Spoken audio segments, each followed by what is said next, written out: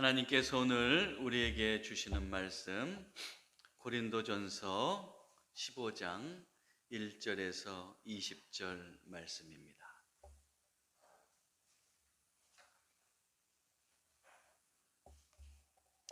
이 계시의 말씀을 봉독할 때에 살아계신 하나님의 음성을 들으시기를 기원합니다. 형제들아, 내가 너희에게 전한 복음을 너희에게 알게 하노니 이는 너희가 받은 것이요 또 그 가운데 선 것이라. 너희가 만일 내가 전한 그 말을 굳게 지키고 헛되이 믿지 아니하면 그로 말미암아 구원을 받으리라. 내가 받은 것을 먼저 너희에게 전하였노니 이는 성경대로 그리스도께서 우리 죄를 위하여 죽으시고 장사 지낸 바 되었다가 성경대로 사흘 만에 다시 살아나사 게바에게 보이시고 후에 12 제자에게와 그 후에 500여 형제에게 일시에 보이셨나니 그 중에 지금까지 대다수는 살아있고 어떤 사람은 잠들었으며 그 후에 야고보에게 보이셨으며 그 후에 모든 사도에게와 맨 나중에 만삭되지 못하여 난 자와 같은 내게도 보이셨느니라. 나는 사도 중에 가장 작은 자라. 나는 하나님의 교회를 박해하였으므로 사도라 칭함을 받기를 감당하지 못할 자니라. 그러나 내가 나 된 것은 하나님의 은혜로 된 것이니 내게 주신 그의 은혜가 헛되지 아니하여 내가 모든 사도보다 더 많이 수고하였으나 내가 한 것이 아니요 오직 나와 함께 하신 하나님의 은혜로라. 그러므로 나나 그들이나 이같이 전파하매 너희도 이같이 믿었느니라. 그리스도께서 죽은 자 가운데서 다시 살아나셨다 전파되었거늘 너희 중에 어떤 사람들은 어찌하여 죽은 자 가운데서 부활이 없다 하느냐. 만일 죽은 자의 부활이 없으면 그리스도도 다시 살아나지 못하였으리라. 그리스도께서 만일 다시 살아나지 못하였으면 우리가 전파하는 것도 헛것이요 또 너희 믿음도 헛것이며 또 우리가 하나님의 거짓 증인으로 발견되리니 우리가 하나님이 그리스도를 다시 살리셨다고 증언하였습니다. 만일 죽은 자가 다시 살아나는 일이 없으면 하나님이 그리스도를 다시 살리지 아니하였으리라. 만일 죽은 자가 다시 살아나는 일이 없으면 그리스도도 다시 살아나신 일이 없었을 터이요. 그리스도께서 다시 살아나신 일이 없으면 너희 믿음도 헛되고 너희가 여전히 죄 가운데 있을 것이요. 또한 그리스도 안에서 잠자는 자도 망하였으리니 만일 그리스도 안에서 우리가 바라는 것이 다만 이 세상의 삶뿐이면 모든 사람 가운데 우리가 더욱 불쌍한 자이리라. 그러나 이제 그리스도께서 죽은 자 가운데서 다시 살아나사 잠자는 자들의 첫 열매가 되셨도다. 아멘.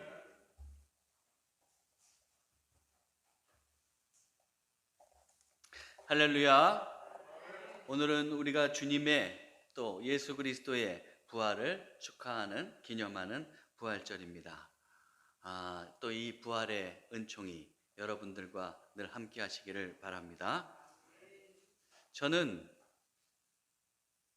몇 년 전까지만 해도 고양이에 대한 편견이 있었습니다. 고양이가 영물이기는 한데 그닥 썩 좋지 않은 그런 영물로 여겼어요. 그 이유는 어릴 때 보았던 그 영화 때문에 그래요. 여러분도 보셨겠지만 우리나라 귀신 영화를 보면 어김없이 등장하는 게 있는데 그게 뭡니까? 무덤이에요. 무덤하고 더불어서 뭐가 등장하느냐? 동물 중에는 고양이가 나타나요. 꼭 폐가나 무덤에 가면 고양이가 먼저 야옹 하고 이렇게 달려드는 그런 이제 영화를 많이 본 것 같아요. 월화의 공동묘지 뭐 그런 이제 영화들을 보면 그런 게 나오지 않습니까? 그런 영향으로 저는 고양이를 좋아하지 않았어요. 그래서 어릴 때 자랄 때 담벼락에 이렇게 고양이가 있으면은 고양이를 막 쫓아내려고 했습니다. 그리고 밤에 고양이가 이렇게 울기라도 하면 괜히 기분이 좋지 않았습니다. 더욱이 이제 또 최근에 고양이를 좋지 않게 여겼던 이유는 이 고양이가 길고양이가 어떻게 합니까? 쓰레기 봉투를 막 뜯잖아요. 그리고 막 다 어지러 놓는단 말이에요. 그래서 별로 좋지 않았어요. 그러다가 몇 년 전, 아직 10년은 채 안 된 것 같은데, 하여튼간 오래전부터 이제 고양이에게 밥을 주기 시작했어요. 어떤 생각이 들었냐면, 아유, 저 녀석도 얼마나 배고프면 저렇게 쓰레기 봉투를 뜯을까, 그리고 먹이를 찾을까, 그러면서 뻘건 그런 음식물을 먹을까, 그런 생각이 불쌍하다는 생각이 들어서 밥을 주시기 시작했습니다. 또 한편으로는 제가 밥을 주면 이제 저 고양이들이 저 쓰레기 봉투를 뜯지 않겠지, 그런 생각도 있었어요. 그렇게 아침 저녁으로 밥을 줬는데, 그러다가 보니까 그 시간만 되면 쭉 와가지고 대기하고 기다리는 고양이들이 생겼습니다. 그러니까 이제 제가 어떻게 됩니까? 어디 멀리 외출을 못 하는 거예요. 어디 장기간 제가 이 교회를 비우게 되면 그 고양이 밥은 누가 주겠어요? 그리고 또 외출했다가도 그 기다리는 고양이가 있으니까 그 시간이 되면 속히 이제 돌아오려고 애쓰게 됐습니다. 그런데 밥을 주면서 고양이들을 잘 관찰해 보니까 고양이가 그렇게 흉악스럽고 사람에게 해를 끼치는 그런 강한 존재가 아니더라고요. 보면 볼수록 굉장히 연약한 존재. 새끼 고양이가 태어나서 저는 죽는 모습을 많이 봤습니다. 때로는 이 계절이 바뀌면서 비에 쫄딱 맞아가지고 새끼 고양이가 발발발발 떨다가 어떻게 살려보려고 하는데 살지 못하고 생명이 끊어지는 그런 모습도 많이 봤습니다. 그리고 또 이렇게 밥을 주다가 보니까 고양이들이 이제 개체수가 많아졌어요. 그래서 한때는 막 20마리를 육박하는 거예요. 그러다가 보니까 제가 다 겁이 난 겁니다. 야, 내가 이렇게 지금 밥을 주고 이러고 있는데 얘네들 이렇게 기하급수적으로 불어나면 내가 이거 어떻게 다 감당하냐, 그렇게 생각을 했는데 채 며칠도 안 돼가지고 서너 마리밖에 안 남은 거예요. 그 사이에 돌림병이 돈 거죠. 그래서 고양이가 다 픽픽픽 쓰러져 나가고 몇 마리 남지 않았던 겁니다. 그런 것을 보면서 참 연약하구나. 또 고양이는 자기 영역을 벗어나면 살 가능성이 별로 없다고 그래요. 그래서 이렇게 자기 영역이 있는데 그걸 사람이 잡아다가 그 좀 멀리 떨어진 지역에 놓으면은 자기 영역으로 돌아오지 못하고, 그리고 그 낯선 지역에 있다가 죽는 경우가 많다고 합니다. 어떻습니까? 제가 생각했던 고양이는 그런 존재가 아니었는데 생각해보니까 참 연약한 거예요. 게다가 또 이 고양이가 은근히 매력이 있어요. 제가 이제 이렇게 밥을 주는데 밥을 주다가 평상시에는 이제 저한테 잘 안 오죠. 그런데 밥을 줄 때 자기 몸을 맡기는 녀석들이 있어요. 한 3마리 정도. 그때는 제가 밥을 주면서 좀 쓰다듬어줘도 에이, 밥 주니까 그러면서 좀 참는 것 같아요. 그러고 있어요. 근데 또 한 마리는 굉장히 저하고 친해요. 그래서 어떻게 되느냐 하면 제가 이제 문을 열고 이렇게 밥그릇을 가지고 오고 이제 씻고, 그리고 이제 새롭게 밥을 이렇게 만들어주는데 아주 정성스럽게 이제 만들어줍니다.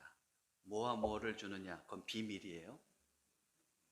그런데 하여튼간 그 제 레시피대로 이제 닭가슴살하고 캔하고 이제 사료를 섞어서 이렇게 주는데, 줄 때 한 마리가 쏙 들어오는 녀석이 있어요.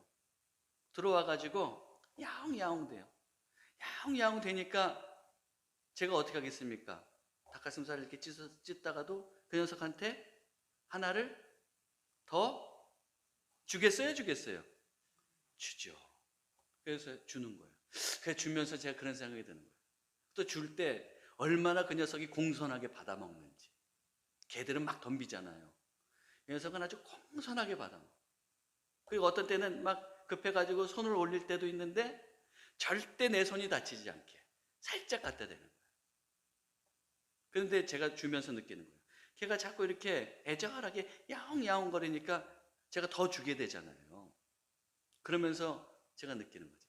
야, 내가 하나님한테도 연약한 존재로서 기도할 때 하나님께서 내 기도를 들으시고 어떻게 하겠어요? 불쌍하기도 하고 또 이쁘기도 하니까 또 그 은혜를 내려주시겠죠. 그런 생각이 드는 거예요. 여러분, 기도 많이 하세요. 하나님께 자꾸 기도를 올려드리세요. 그러면 주님께서 또 우리에게 응답해 주실 겁니다. 어쨌든 그래서 이렇게 줘요. 그러면서 사료를 만드는데 제가 그 사료를 비빌 동안에 그 녀석이 어떻게 하느냐 하면 제 다리 밑에서 얼쩡거리면서 살짝살짝 제 다리를 스치고 지나가는 겁니다. 막 달려들지 않아요. 아, 묘한 매력이 있어요. 그러니까 제가 이제 이뻐서 두들겨 주죠. 저는 이런 일련의 경험을 하면서 그동안에 가지고 있었던 고양이에 대한 선입견, 잘못된 선입견과 편견을 깰 수 있었어요. 아, 고양이가 참 연약한 존재구나. 그러면서도 참 매력이 있는 존재구나. 그걸 깨닫게 되고. 그 다음부터는 어떻습니까? 제가 교회 마당을 지나쳐갈 때 고양이가 있다 그래도 기분 나쁜 생각이 안 들죠. 또한 밤에 고양이가 운다고 해서 뭐 세상 사람들이 얘기하는 것처럼 재수없다 뭐 이렇게 느끼지 않아요. 오히려 무슨 문제가 있는가 이러면서 관심을 갖게 되죠. 제가 이런 이야기를 드리는 이유가 있습니다. 제가 고양이에 대한 실상을 알게 되니까 고양이에 대해서 부정적인 생각에서 벗어나게 되고 그리고 다르게 보게 되지 않습니까? 그것과 마찬가지로 우리가 어떤 것에 대해서 실상을 알면 우리의 생각이 바뀌는 경우가 많다는 겁니다. 그 중에서도 죽음에 있어서도 예외는 아니라는 거예요. 여러분, 죽음하면 어떤 생각이 듭니까? 믿지 않는 사람들은 자꾸 두려운 생각을 많이 해요. 우리도 조금 두려움은 있어요. 그건 어떤 두려움이냐면 아직 경험해보지 못한 두려움. 그런 것들은 있죠. 그런데 그것은 또한 세상 사람들과 갖는 것과는 조금 다른데 세상의 많은 사람들은 죽음을 굉장히 두려워하고 거부합니다. 왜 그렇습니까? 그들은 죽으면은 끝이라고 생각하기 때문에 그렇습니다. 그러나 그리스도인으로서 부활의 실상을 알면 죽음은 더 이상 두려운 존재가 아니에요. 두려워할 것이 아닙니다.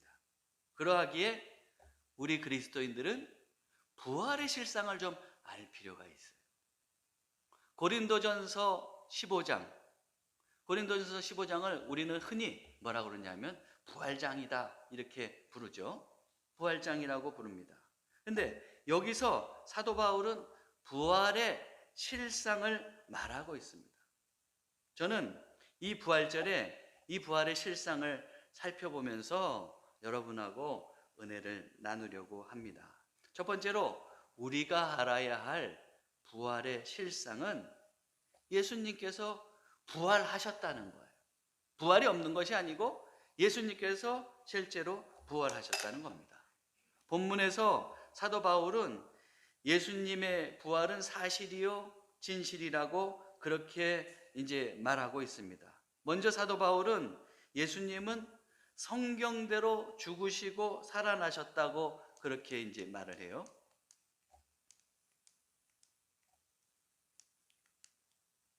넘겨주셔야겠네요. 이게 배터리가 다 됐나 봐요. 예. 3절, 4절 보면 이렇게 돼 있어요. 내가 받은 것을 먼저 너희에게 전하였노니 이는 성경대로 그리스도께서 우리 죄를 위하여 죽으시고 장사 지낸 바 되셨다가 성경대로 사흘 만에 살아나사. 예수님께서 죽으신 것도 성경에 이미 쓰여져 있었던 것이고 예수님께서 다시 살아나신 것 그것도 성경대로 된 것이다. 그렇게 지금 사도 바울은 말하고 있습니다. 그렇다면 여기서 성경대로 됐다는 건 뭐예요? 이 당시에 성경 하면은 그건 구약 성경을 얘기하는 거겠죠. 구약의 말씀에 이미 예수님의 부활도 기록되어 있다는 거예요. 다시 얘기하면 예수님의 부활은 이미 오래전에 예고된 일이라는 거예요. 그렇기 때문에 예수님은 부활하셨다. 그 예를 하나 들어볼까요? 다음 페이지 보면 시편 16편 10절에서 11절. 이건 다윗의 시죠. 거기에 이렇게 되어 있습니다. 이는 주께서 내 영혼을 수월에 버리지 아니하시며 주의 거룩한 자를 멸망시키지 않으실 것임이니이다. 주께서 생명의 길을 내게 보이시리니 주 앞에는 충만한 기쁨이 있고 주의 오른쪽에는 영원한 즐거움이 있나이다. 예수님께서 지금 여기서 사도 바울이 다윗이 얘기하는 것은 그냥 자기를 얘기하는 것이 아니고 자기를 빗대서 메시아로 오실 그 그리스도의 이제 부활에 대해서 이야기하는 거예요. 그냥 수월에 버리지 않는다. 죽음에 있게 하지 않는다. 그리고 다시 살리시고 생명의 길을 주시고 그 다음에 하나님의 그 오른편에 있는 즐거움을 주실 거다라고 이렇게 증언하고 있습니다. 자, 이렇듯이 예수님의 그 부활은 이미 성경에도 예고된 것이에요. 그것을 먼저 사도 바울이 밝히고 있어요. 그런 다음에 성경에서 부활은 이미 예고된 것이다 이렇게 기록하고 있다는 것이 여러 군데 있다는 것을 얘기하면서 그 다음에 이것만 있느냐? 아니에요. 사도 바울은 부활의 증인들도 있다. 예수님 부활의 증인들도 있다는 것을 이제 5절부터 얘기합니다. 5절에 어떻게 돼 있어요? 5절을 보면 게바에게 보이시고 후에 12 제자에게, 부활하신 주님이 게바, 다시 얘기하면 베드로에게 보이시고 그 다음에 12 제자에게도 보이셨다. 예? 베드로를 비롯한 12 제자에게 부활하신 주님이 나타나셨다는 거죠. 그러므로 그들이 부활의 증인이라는 거예요. 근데 그들만 있느냐? 그렇지 않습니다. 6절을 또 보면 그 후에 500의 형제에게 일시에 보이셨나니 그 중에 지금까지 대다수는 살아있고 어떤 사람은 잠들었으며. 500의 형제가 누굴까요? 우리는 몰라요. 그런데 우리는 500의 형제가 누군지 일일이 다 알 수 없어요. 그렇지만 고린도 교인들은 그 500의 형제가 누군지 알았을 거라고요. 그런데 그 당시에 사도 바울이 이 편지를 쓸 때 그 당시에 이 500의 형제는 대부분은 어떻습니까? 살아있었어요. 부활의 증인으로 살아있었어요. 몇 명은 죽었지만 잠들었지만 대부분 살아있었어요. 그래서 이 예수님의 부활을 목격한 자로 살아있었던 겁니다. 이어서 500의 형제만 있었느냐? 7절에 보면 또 어떻습니까? 그 후에 야고보에게 보이셨으며 그 후에 모든 사도에게 보이셨다 그랬어요. 여기서 야고보는 예수님의 제자 야고보가 아니고 예수님의 형제 야고보. 예수님의 형제들은 예수님이 그리스도라는 것을 잘 믿지를 못했었죠. 예수님께서 사역하시는 동안. 그런데 이 야고보, 예수님의 형제 야고보는 예수님의 부활을 목격했어요. 그리고 그 예수님이 결국에는 정말로 메시아구나, 그리스도구나 알게 됐죠. 그리고 나서 어떻게 됩니까? 그 예루살렘 교회, 초대교회 예루살렘 교회에 이제 중요한 지도자의 역할을 이제 감당하게 됩니다. 우리가 이제 사도행전을 계속 우리가 매주 보고 있었는데 이제 앞으로 보겠지만 거기서 지도자의 역할을 감당하는 것을 또 우리가 알 수가 있어요. 그것뿐만 아니라 모든 사도에게 보였다. 여기서 사도는 아마도 12 제자를 말하는 것이라기보다는 12 제자 외에 좀 더 폭넓게 얘기해서 초대교회에서 그 사도만큼 그런 중요한 역할을 감당했던 사람들, 뭐 예를 들어서 바나바나 실라 이런 사람들을 언급하는 듯 싶어요. 이런 사람들에게도 이제 그 부활하신 예수님이 나타나셨다는 것을 얘기합니다. 그것과 더불어서 마지막에 사도 바울은 이제 어떻게 하느냐? 자기 자신도 부활의 증인이라고 얘기하는 거예요. 맨 나중에 8절에 보면 맨 나중에 만삭되지 못하여 난 자 같은 내게도 보이셨느니라. 언제 사도 바울에게 부활의 예수님이 보이셨어요? 언제 보이셨을까요? 다메섹 도상에서. 예? 사도 바울은 사울일 때 어땠습니까? 사울은 유대교에 충실한 사람으로서 기독교인을 핍박했던 사람이잖아요. 그런데 스데반의 순교를 계기로 해서 이제 어떻게 합니까? 더욱더 기독교인을 핍박하게 이른 거예요. 그래서 이제 어떻게 합니까? 다메섹으로 달려가서 거기에 있는 기독교인들을 다 잡아가지고 공회에 넘겨주려고 했어요. 그래서 어떻게 합니까? 혈기, 살기 등등해서 다메섹으로 달려가는 도중에 그때 부활하신 예수님을 만나잖아요. 화끈한 빛으로 다가오신 그 예수님을 만나고 거기서 그만 꼬꾸라지잖아요. 그러면서 부활의 예수님을 만나면서 그의 삶은 180도로 바뀌는 겁니다. 기독교인을 핍박하던 자에서 오히려 예수 그리스도를 증거하고 복음을 전하는 자로 확 바뀌죠. 그가 그렇게 됐던 건 부활의 예수님을 만났기 때문이죠. 그래서 사도 바울은 그 자기 자신이 부활의 목격자라고 얘기하는 겁니다. 사도 바울은 이렇게 예수님의 부활을 목격한 사람들이 많다는 거예요. 그렇기 때문에 그 예수님의 부활을 부인할 수 없다는 것을 지금 말하고 있는 것이죠. 사도 바울은 만약에 부활이 없다면 그리스도인처럼 불쌍한 사람이 없다고 얘기하고 있어요. 19절을 보세요. 뭐라고 되어 있어요? 만일 그리스도 안에서 우리가 바라는 것이 다만 이 세상의 삶뿐이면 모든 사람 가운데 우리가 더욱 불쌍한 자이리라. 왜 이런 말을 합니까?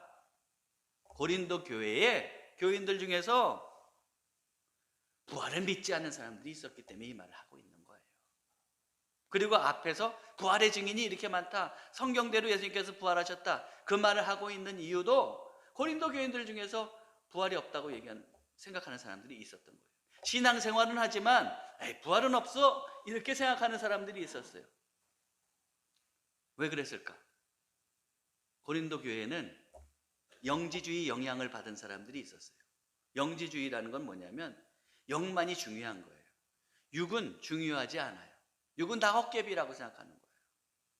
그래서 그들은 어떻게 생각하냐면 영적인 지식을 제대로 알게 되면 내 영이 이제 탁 들림을 받아가지고 하나님과 합일하게 된다, 이렇게 생각하는 사람들이 있었어요. 그런 영향을 받은 사람들이 있었어요.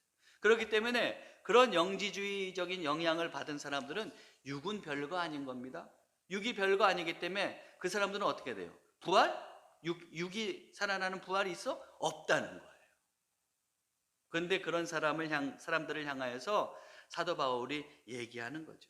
야, 만약에 부활이 없고 세상에 삶만 있다면 우리처럼 불쌍한 사람이 없다. 응? 그렇게 얘기하는 거예요. 그러면서 12절에 이제 보면 12절 한 번 더 넘겨보세요. 뭐라고 했어요?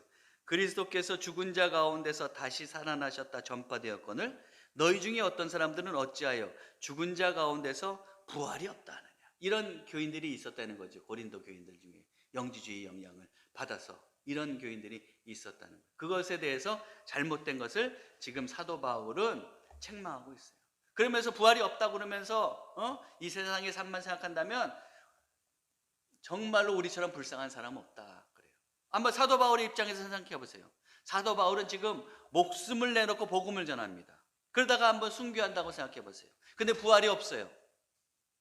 그러면 사도 바울은 불쌍한 사람입니까? 불쌍한 사람입니까?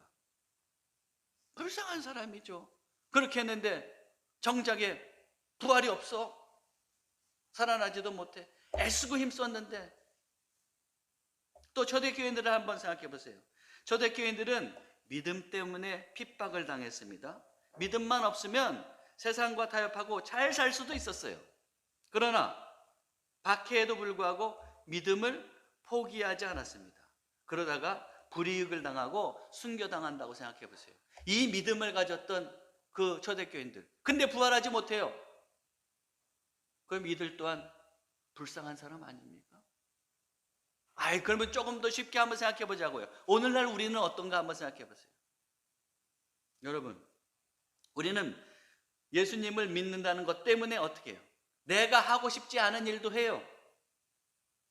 때로는 주님의 뜻이라고 생각하기에 손해보는 일도 하지요. 또 주님이 사랑하라고 하셨기 때문에 어때요? 사랑하고 싶지 않은 저 사람도 사랑한단 말이에요. 또 주님의 나라를 위해서 헌신하기도 하죠. 또 주님을 위해서 물질도 드려요. 11조 감사의 물도 드려요. 그러고 살아요. 그런데 우리가 그렇게 살았는데 죽고 나서 부활이 없다고 생각해 보세요. 죽음으로 다 끝이라고 생각해 보세요. 그럼 살아있을 동안에 이 삶을 즐기기도 바쁜데 뭘 그런 일을 하고 살아요? 물질도 다 낭비하는 거고, 내가 쓸데없이 내 손해보면서 사는 건데, 그럼 우리가 불쌍한 사람이 아닙니까? 부활이 없다고 한다면 참으로 불쌍한 사람이에요. 무엇보다도 부활이 없다면 우리는 죽음의 위협에 눌려 살게 될 거예요. 죽는다고 죽음만 생각해도 벌벌벌벌 떨리는 거예요. 죽으면 끝인데? 이 삶이 전부인데? 죽음이 다가온다고 생각해 보세요. 그것처럼 무섭고 두려운 것이 어디 있어요? 해서 사도 바울은 부활의 증인들을 언급하면서, 그리고 성경에도 이렇게 예고되어 있었다는 것을 말하면서 성도들이 부활의 확신을 갖기를 바라고 있었던 겁니다. 또한 주님께서는 오늘도 마찬가지, 예수님의 부활을 통해서, 예수님의 부활이 성경에게 미리 기록된 것이고 또 그것을 목격한 사람이 있고 그것이 진실이라는 것을 우리가 믿기를 원하고 계십니다. 그러므로 이런 것이 있었기 때문에 부활을 부정할 수 없는 겁니다. 우리는 우선적으로 예수님의 부활을 인정할 수 있어야 됩니다. 이것이 부활의 실상이요 기초임을 잊지 말아야 됩니다. 자, 그렇다면 둘째로 우리가 알아야 할 부활의 실상은 무엇입니까? 그것은 첫 번째는 예수님이 부활하셨다는 걸 알고 그랬어요. 여러분들은 다 그것을 믿을 줄로 믿습니다. 자, 그 다음에 우리가 두 번째로 알아야 될 것은, 그런데 예수님이 부활하셨는데 부활의 첫 열매가 되셨다는 거예요. 여러분, 이게 중요해요. 한번 따라해 보세요. 부활의 첫 열매. 누가? 내가?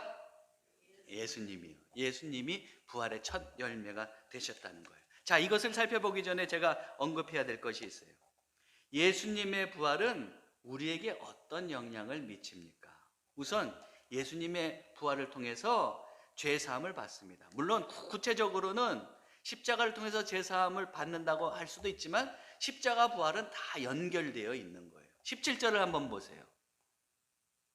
서비스 해주세요. 17절 뭐라고 되어 있어요? 그리스도께서 다시 살아나신 일이 없으면 너희의 믿음도 헛되고 너희가 여전히 어디에 있는다고요? 죄 가운데 있을 거다. 그러면 이걸 역으로 생각해 보자고. 예수님이 부활하셨기 때문에 우리는 더 이상 죄 가운데 있지 않다는 이야기가 되죠. 예수님의 십자가의 죽음 그리고 다시 부활하심으로 인해서 우리는 어떻게 되는 거예요? 죄 사함을 받았다는 거예요. 우리 더 이상 죄의 구덩이에 있지 않은 사람이 된 겁니다. 그게 부활의 영향이에요. 또 한 가지 한번 생각해 보세요.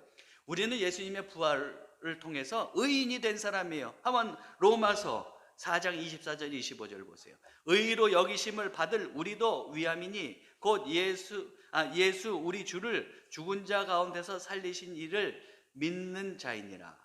예수는 우리가 범죄한 것 때문에 내줌이 되고, 우리가 범죄해서 죄인이기 때문에 대신 내주잖아요, 죄. 그리고 우리의 죄를 용서해 주셨잖아요. 그렇게 내줌이 됐는데 또 어떻습니까? 또한 우리를 의롭다 하시기 위하여 살아나셨느니라. 예수님의 부활을 통해서 우리는 하나님 앞에서 의인이 된 거예요. 물론 죄를 짓고 그런 거는 사실은 죄를 짓고 산 죄인이지만 예수님 부활과 동시에 하나님은 어떻게 여겨주시는 거예요? 우리를 의인으로 여겨주시는 거예요. 그러므로 예수님의 십자가의 죽음과 부활의 사건을 통해서 우리에게 주어지는 놀라운 은혜와 혜택이 뭡니까? 죄 사함을 받고 하나님 앞에서 의인으로 인정된다는 거예요. 할렐루야. 다 믿으시죠?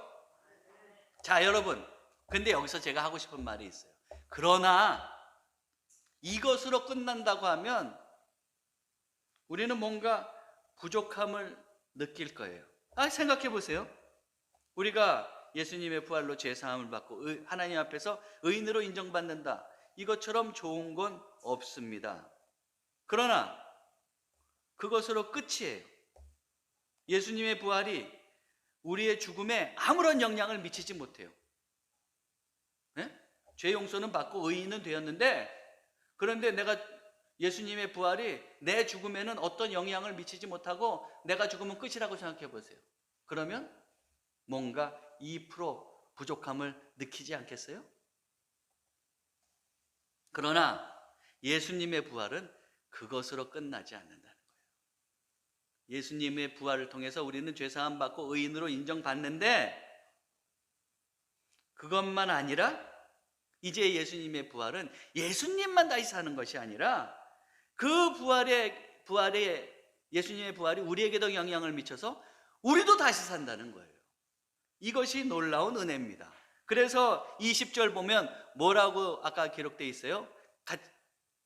여러분들은 마음으로 읽으시고 저는 제가 읽어드릴게요. 그러나 이제 그리스도께서 죽은 자 가운데서 다시 살아나사 잠자는 자들의 첫 열매가 되셨도다. 그랬죠? 자, 여기서 잠자는 자들이란 무슨 말이에요? 죽은 사람들. 성경은 근데 잠잔다고 표현해. 왜 잠잔다고 표현해? 죽어서 끝이 아니니까 잠잔다는 표현을 쓰는 겁니다. 그런데 잠자는 자들은, 예수님께서 다시 살아나셔서 잠자는 자들의 첫 열매가 됐다고 했죠. 첫 열매. 그러니까 예수님은 다시 살아나신 첫 번째 분이 되셨다는 거예요. 그러면 첫 열매가 있으면 나중 열매도 있겠죠? 있어요? 있죠? 그러면 나중 열매는 누구예요? 예수님을 믿는 우리가 어떻게 되는 거예요? 예수님은 부활의 첫 열매가 되시고 그 다음에 우리가 나중 열매가 되는 거예요. 그럼 믿다가 죽어서 지금 잠자고 있다는 표현을 쓰고 있는 죽은 사람들, 그 사람들은 어떻게 되는 거예요? 다시 예수님께서 오실 때 부활의 몸을 입게 되는 거예요. 여러분 이걸 잘 기억해야 돼요. 자, 보세요. 우리가 살다가 죽음을 맞이합니다. 그러면 어떻게 됩니까? 우리의 영은 하나님께 가는 거예요. 그래서 하나님께 가서, 우리는 보통 이제 천국에 갔다고 얘기하는데, 하나님께 가서 거기서 우리는 안식하게 되는 거예요. 그렇게 있다가 어떻게 되는 거예요? 이제 부활하신 주님께서 다시 재림하실 때, 주님 안에서 안식하고 있던 우리들이 어떻게 되느냐? 부활의 육을 입고, 그리고 이 하나님 나라가 온전하게 이루어지면서 하나님 나라의 다스림을 받으면서 이 육까지 부활해서 거기서 영원히 살게 되는 거예요.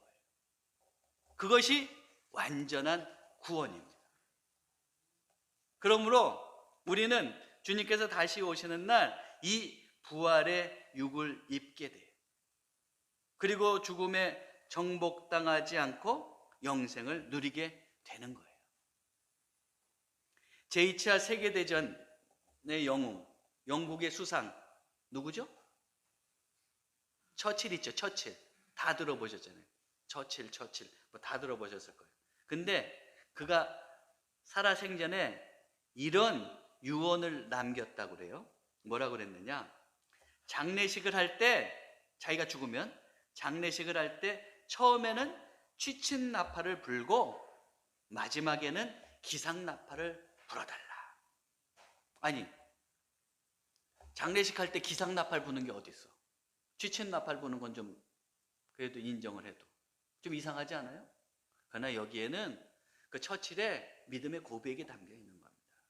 아까도 얘기했죠. 성경에서는 죽은 자들을 뭘로 표현한다고요? 잠자는 자라고 표현한다고 했잖아요. 잠잔다고 표현한다고 했잖아요. 그러니까 어때요? 군인들 잠잘 때 무슨 나팔 불어요? 취침 나팔 불잖아요. 취침 나팔 부는 거예요. 그러면서 잠자는 거예요. 주님 안에서 안식하는 거예요. 그러나 부활하신 주님께서 다시 이 땅에 오실 때 천사들의 나팔 소리와 함께 우리는 어떻게 되는 거예요? 깨어나고 이제는 부활의 몸을 입게 되죠? 그래서 기상나팔을 불어달라고 하는 거예요. 처칠에게는 그런 부활에 대한 믿음이 있었던 겁니다. 여러분도 이런 믿음의 고백을 하시기 바랍니다. 그러면 우리는 죽음을 두려워하지 않을 수 있습니다. 왜요? 죽음이 끝이 아니기 때문에. 언젠가 우리는 부활의 몸을 입는다는 것을 알기 때문에. 여러분, 그러므로 우리가 기억해야 됩니다. 예수님의 부활은 부활의 첫 열매시죠. 그리고 우리는 나중에 열매가 그럼 되는 거예요. 그러므로 우리가 알아야 될 것은 예수님의 부활은 예수님의 부활로만 끝나는 것이 아니고 예수님의 부활은 나의 부활이다. 여러분 한번 따라해 보세요. 이제 그 논리를 아시겠죠? 예수님의 부활은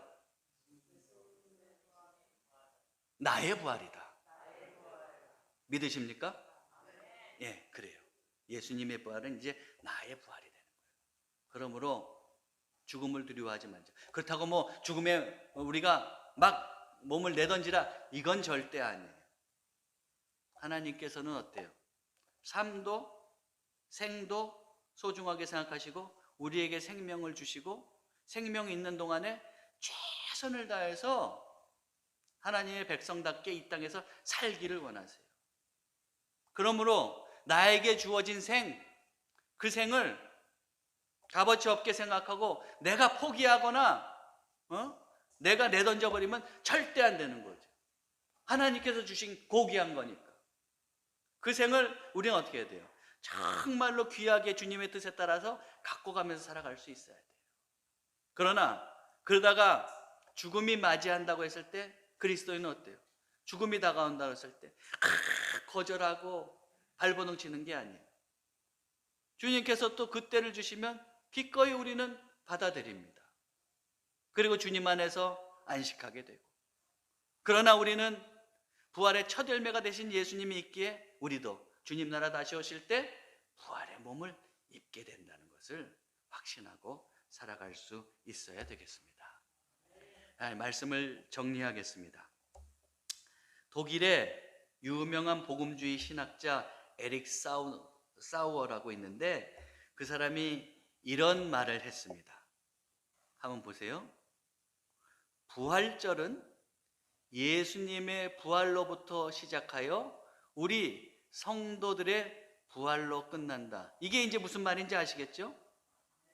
네? 예수님이 부활의 첫 열매가 되셨습니다. 그러나 이 부활절을 통해서 또 우리는 뭘 생각하게 돼요? 예수님이 부활하셨으니까 첫 열매가 되신 예수님이 부활하셨으니까 우리도 부활한다. 그걸 알기 때문에 우리 성도의 부활로 끝난다. 이렇게 얘기하는 거예요. 그러므로 우리는 두 개의 부활절 사이에 살고 있다. 이미 예수님 부활하셨죠? 그게 첫 번째 부활. 그러나 앞으로 우리가 또 부활하게 되죠? 그러므로 두 개의 부활절 사이에 산다. 이렇게 얘기하는 거예요. 우리는 예수님의 부활이 주는 믿음의 능력을 가지고 우리의 부활을 향해서 달려가는 사람들이다. 그렇죠? 그래요. 우리는 두 개의 부활절 사이에 살고 있어요.